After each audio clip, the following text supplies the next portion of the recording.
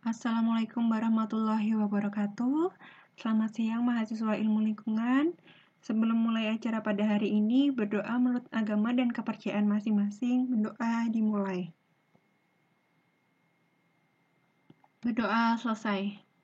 Nah, jadi pada pertemuan kedua ini kita akan membahas tentang apa itu jasa lingkungan hutan. Pada pertemuan sebelumnya kita sudah membahas ya, apa itu pengertian dari jasa lingkungan. Ibu kilas balik lagi bahwa jasa lingkungan adalah jasa yang diberikan oleh fungsi ekosistem alami maupun buatan yang nilai dan manfaatnya dapat dirasakan secara langsung maupun tidak langsung oleh para pemangku kepentingan atau stakeholder dalam rangka membantu memelihara atau meningkatkan kualitas lingkungan dan kehidupan masyarakat dalam mewujudkan pengelolaan ekosistem secara berkelanjutan. Pada materi sebelumnya kita juga membahas tentang klasifikasi jasa lingkungan. Ada 4 ya. Ada jasa pengaturan, penyedia, jasa pendukung, dan juga jasa kultural. Nah, juga kita membahas tentang beberapa kebijakan pengelolaan jasa lingkungan yang ada di Indonesia. Nah, untuk lebih jelasnya lagi tentang jasa lingkungan hutan, kita akan mempelajari pada materi kuliah hari ini. Nah, sebelum membahas lagi lebih jauh, kita akan mengetahui apa itu hutan. Jadi hutan menurut Undang-Undang Nomor 41 Tahun 1999 mengenai kehutanan mendefinisikan hutan ialah sebagai suatu kesatuan ekosistem yang berupa hamparan lahan berisi sumber daya alam hayati yang didominasi jenis atau macam pepohonan di dalam persekutuan dengan lingkungannya, di mana satu dengan yang lainnya tidak dapat terpisahkan. Jasa lingkungan hutan. Hutan merupakan sumber daya alam yang tidak ternilai karena di dalamnya terdapat keanekaragaman hayati sebagai sumber plasma nutfah. Sumber hasil hutan berupa kayu maupun non-kayu, pengatur tata air, mencegah banjir serta erosi, pemasok oksigen, dan pembentuk iklim mikro dan juga makro. Di mana ekosistem hutan menjadi punya makna atau dihargai sebagai suatu sumber daya alam, yakni ketika sebagian atau seluruh dari ekosistem hutan tersebut mempunyai manfaat atau punya nilai bagi manusia dalam rangka untuk memenuhi kebutuhannya. Tinggi ataupun rendahnya nilai dari setiap sumber daya akan sangat ditentukan oleh tingkat kelangkaannya yang dicerminkan oleh besarnya gap atau antara jumlah yang diperlukan terhadap jumlah yang dapat disediakan atau bisa didapatkan pada suatu tempat dan suatu waktu tertentu. Jadi, dengan ekosistem hutan ataupun komponennya akan dipandang sebagai suatu sumber daya tidak lain jika punya nilai ekonomi.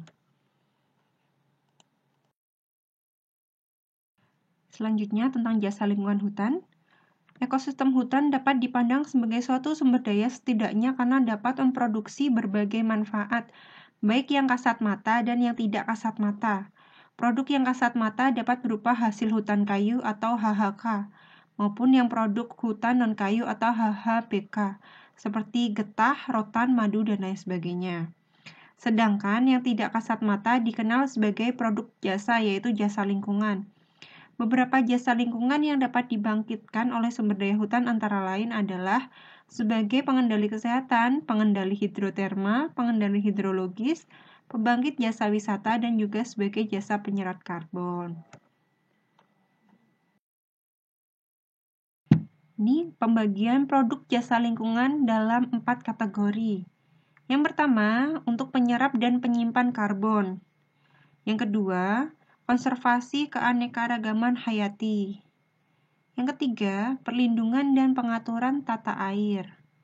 Yang keempat, penyediaan keindahan bentang alam atau ekowisata. Jasa lingkungan hutan yang pertama, yakni peran hutan sebagai penyerap karbon, di mana hutan memainkan peranan penting dalam siklus karbon global. Hutan dapat berfungsi sebagai penghasil emisi atau emiter maupun penyerap emisi atau removal. Hutan sebagai alat yang dapat menyimpan karbon dalam jumlah yang besar perlu untuk diperhitungkan keberadaannya. Siklus karbon di dalam biosfer meliputi 2 bagian siklus penting di darat dan di laut. Keduanya dihubungkan oleh atmosfer yang berfungsi sebagai fase antara. Karbon sink berkaitan dengan fungsi hutan sebagai penyerap atau sink dan menyimpan reservoir karbon. Emisi karbon umumnya dihasilkan dari kegiatan pembakaran bahan bakar fosil sektor industri, transportasi, dan rumah tangga. Nah, pada tabel berikut kita bisa melihat karbon di dalam berbagai reservoir dari siklus global. Ada udara, ada darat, ada laut, dan juga sedimen. Nah, beberapa mempunyai perbedaan lokasi, seperti yang di darat ada biomasanya, ada bahan organik tanah, ada produksi bersih per tahun, ada pelepasan dari fosil. Ini satuannya ton kali 10⁻10.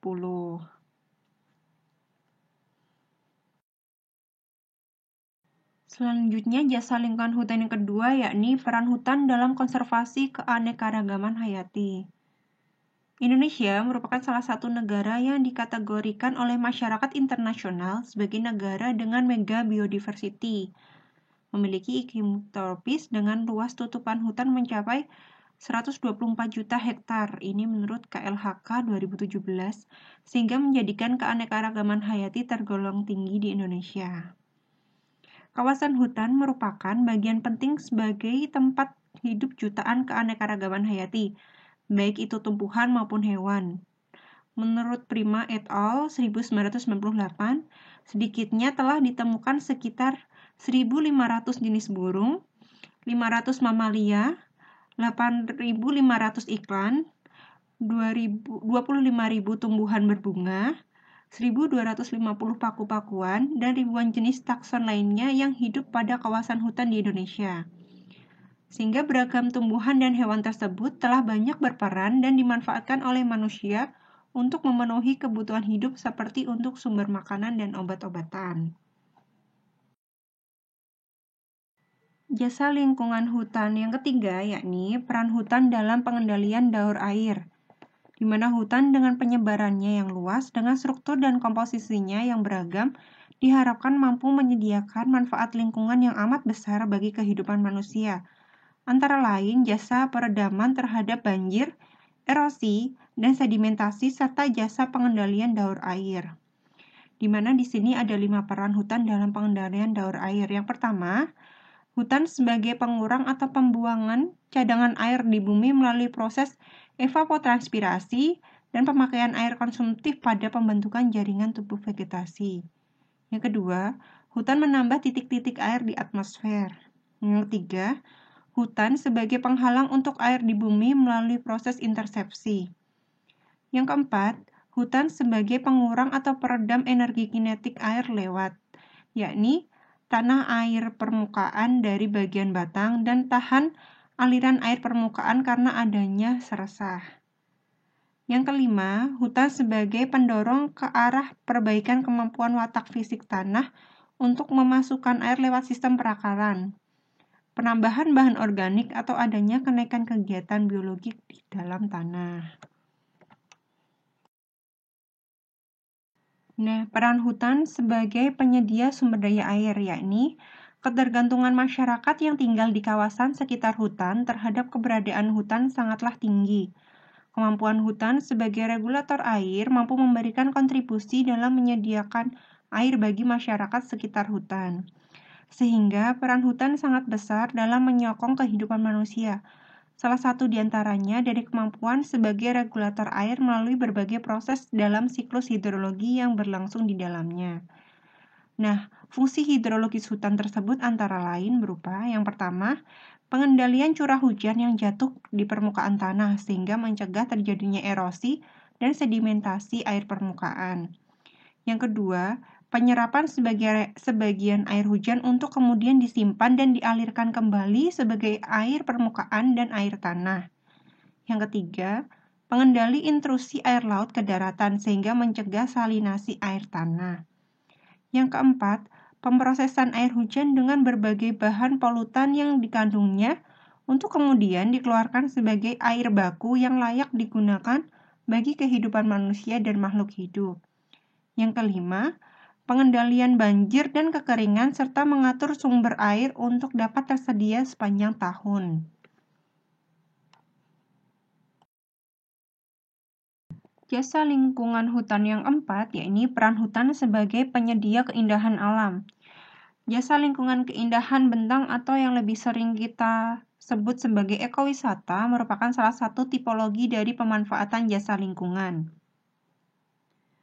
Salah satu manfaat hutan adalah sebagai penyedia wisata alam. Hutan bermanfaat sebagai lokasi wisata karena hutan dapat memberikan keindahan alam dan daratan yang segar bagi manusia. Dengan menjadikan hutan sebagai tempat wisata, maka akan membuat manusia menjadi lebih dekat dengan alam dan dapat menjadikan tempat pembelajaran bagi pelajar. Pengembangan pariwisata dengan konsep ekowisata merupakan salah satu bentuk dalam upaya pemanfaatan sumber daya lokal secara optimal, yakni konsep penggabungan kegiatan perjalanan wisata alam dengan kegiatan konservasi alam, sehingga kegiatan-kegiatan yang dilakukan dalam ekowisata tidak terpisahkan dengan kegiatan untuk mendukung upaya konservasi.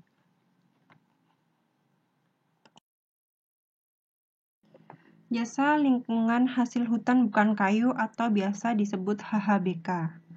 Menurut Peraturan Menteri Kehutanan Nomor 35 Tahun 2007, HHBK adalah hasil hutan baik nabati atau hewani serta produk turunan dan budidaya kecuali produk kayu yang berasal dari hutan. HHNK atau HHBK terdiri dari benda hayati, yakni nabati dan hewani, non-hayati, konservasi dan jasa hutan tidak termasuk tambang. Yang ketiga, produk turunan atau dari proses pengolahan. Produk hutan bukan kayu memiliki potensi pengembangan dan pemanfaatan yang menjanjikan. HHBK memberikan kesempatan bagi masyarakat sekitar hutan untuk meningkatkan pendapatan, memperluas lapangan pekerjaan, meningkatkan nilai tambah dan mendapat pendapatan negara, serta pemerataan pembangunan daerah melalui pemanfaatan HHBK atau HHNK. Berikut merupakan jasa lingkungan hasil hutan bukan kayu, yakni kelompok tumbuhan minikotil, seperti bambu, rotan, kelapa, nipah, sawit, sagu. Yang kedua, kelompok ekstraktif, yakni minyak atsiri, minyak lemak, getah resin, getah karet, perekat alam, zat penyamak, zat pewarna, tumbuh-tumbuhan sebagai obat atau alkaloid. Yang ketiga, kelompok produk hasil budidaya, yakni ulat sutra, lak, madu, walet, dan jamur. Ini merupakan beberapa produk yang dihasilkan dari jasa hutan bukan kayu atau HHBK. Nah, ini lebih jelas lagi tentang klasifikasi hasil hutan bukan kayu atau HHBK, di mana ada yang kelompok tumbuhan berkekuatan. Subkelompoknya ada dua, monokotil dan rumput-rumputan. Ini memiliki contoh produknya rotan, kelapa atau kelapa sawit, nipah, sagu, dan lain sebagainya. Dan ada juga bambu untuk subkelompok monokotil. Yang kedua, kelompok produk ekstraktif. Ini ada tiga, yakni pada subkelompok minyak-minyakan, contoh produknya ada minyak atsiri. Minyak atsiri ini beberapa contohnya dari minyak kayu putih, minyak eukaliptus, minyak nilam, minyak cendana, minyak kulit manis, minyak akar wangi, minyak kapulaga, dan lain sebagainya. Yang kedua ada minyak lemak, yakni berasal dari minyak tengkawang, minyak kemiri, minyak jarak, dan lain sebagainya. Untuk produk ekstraktif pada subkelompok getah-getahan, ini ada tiga juga. Yang pertama, getah resin, yakni gondorukem, kopal, damar, kemenyan, cernang, dan lain sebagainya. Ada juga getah karet, ini meliputi celutung, perca, hangkang, ketiau, dan lain sebagainya. Yang tiga, ada getah perekat alami atau biasa disebut gom, yakni getah bendo, getah akasia, getah mahoni, dan lain sebagainya. Pada produk ekstraktif lainnya, yang ketiga adalah ekstrak lain, yakni bahan penyamak seperti gambir dan tanin. Untuk bahan pewarna seperti gambir dan soga. Nah, untuk alkaloid atau obatan ini ada juga kina. Klasifikasi hasil hutan bukan kayu atau HHBK selanjutnya Pada kelompok nomor 3 yakni produk hasil budidaya. Dengan subkelompok ada sutra alam. Contoh produknya adalah benang atau kain sutra. Ada subkelompok lak dengan contoh produknya lak batang, lak butiran, lak lembaran, dan juga lak putih. Untuk subkelompok madu lebah, contoh produknya adalah madu. Pada kelompok 4 yakni minor produk HHNK, subkelompoknya ini yang pertama ada tumbuhan obat dengan contoh produk daun-daunan, kulit, umbi, akar, dan lain sebagainya. Ada jamur dengan contoh produknya kuping, tiram, dan lain sebagainya. Ada walet atau seriti, contoh produknya obat dan makanan. Untuk aneka umbi-umbian, ini bisa dijadikan obat dan makanan. Untuk subkelompok aneka buah-buahan, ini ada obat dan makanan. Ada rumput-rumputan lain, ini sebagai makan hewan. Yang terakhir ada arang dan lain-lain sebagai bahan bakar dan lain-lain. Nah, dewasa ini sebetulnya banyak sekali hasil hutan non-kayu yang dapat dimanfaatkan dan dapat mempunyai nilai jual harga pasar yang sangat tinggi dibanding dengan kayunya. Jika kayu kan sekali tebang langsung habis. Nah, untuk jasa lingkungan ekonomi HHNK ini bisa dilakukan beberapa kali perlakuan hingga dia menghasilkan banyak keuntungan ekonomi yang lebih tinggi dibandingkan dengan kayu. Seperti pada hutan tanaman pinus yang berbatasan dengan desa Taman Sari di sekitar Taman Nasional Halimun Salak yang luasnya sekitar 5 hektar dengan potensi 6.690 pohon berumur 25 tahun di teras 30 sampai 60 pohon per hari dan menghasilkan getah 160 kilo sampai 450 kilo per bulan dengan pendapatan sebesar 400.000 sampai 1.125.000 per bulan. Bisa dilihat sebelah kanannya, getah pinus ini namanya terpentin. Yang kedua, petani mengambil getah kopal sebanyak 24 orang masyarakat desa Sukagalih dapat menghasilkan 200 kilo per bulan dengan harga 3.000 per kilo, maka tambahan penghasilan sekitar 600.000 dari hasil getah damar yang biasa disebut kopal. Sebelah kanan, gambarnya bisa dilihat seperti itu. Yang ketiga, petani karet yang terdapat di dalam kawasan seluas 75 hektar di desa Panganradin mendapatkan getah karet sekitar 7-15 kilo per 2 hari dengan harga 5.000 per kilo, sehingga tambahan pendapatan sekitar 525.000 sampai 1.500.000 per bulan. Nah, getah karet ini biasanya disadap selama 2 hari per minggu. Nah, ini peran hutan dalam penyedia kayu. Tentunya tidak asing lagi ya. Pada awalnya, hutan ini difungsikan selain untuk konservasi juga untuk penghasil kayu. Di mana hasil kayu adalah hasil hutan komersial yang paling dominan. Digunakan di berbagai industri seperti bahan bangunan dan sebagai bahan baku kertas dalam bentuk pulp kayu. Tingginya proporsi hutan produksi yang diperuntukkan untuk memproduksi kayu dengan implementasi sistem pengelolaan yang kurang tepat ternyata telah mengakibatkan sebagian besar kawasan hutan mengalami kerusakan. Hal ini didorong pula oleh pertumbuhan penduduk yang cepat sehingga konversi hutan untuk memenuhi kebutuhan lahan olahan meningkat drastis. Ini ada pemicu deforestasi dan degradasi hutan dapat dikelompokkan ke dalam 4 kegiatan, yakni penebangan baik ilegal maupun dari pengelolaan hutan yang tidak lestari. Yang kedua ada kebakaran hutan. Yang ketiga karena perubahan hutan alam, yakni tanah mineral dan gambut untuk pembangunan hutan tanaman industri atau HTI atau juga sawit, serta lemahnya penegakan hukum dalam pengelolaan konsesi hutan.